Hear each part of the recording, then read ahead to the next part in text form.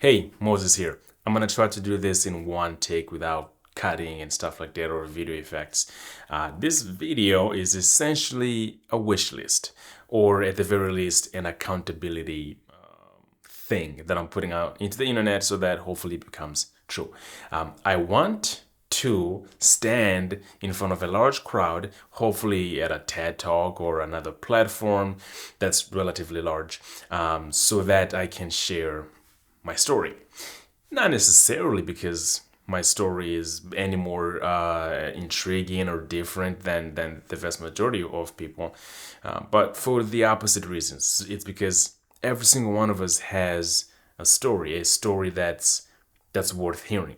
At the very least, a story that we should tell ourselves. I think most of us don't tell our own stories even to ourselves. So I wanna be able to stand in front of a relatively large crowd or a platform that allows stories to be spread across the world.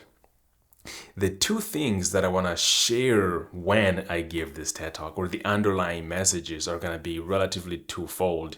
One, I want to concentrate on the importance of early childhood development, and then two, I wanna talk to people that fail to understand how resilient they are, and that's most of us. And so, by looking back at all the things that you have gone through, and now you're on the other side, or you're currently going through it, you're actually going through it, that requires a lot of resiliency.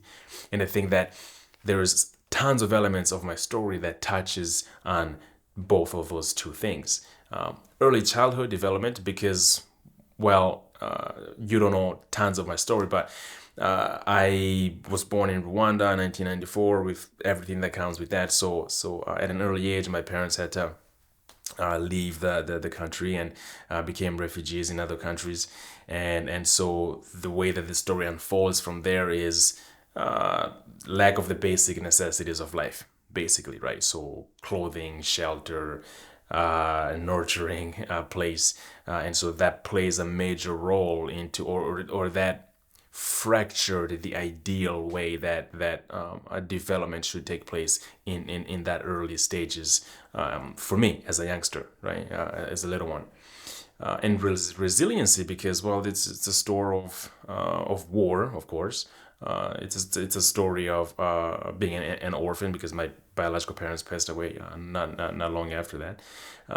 So within my story, again, it's not necessarily a story that is so unique. Each one of us has a story that is really worth telling, and it is in our story that other people can find bits and pieces that make up their own stories.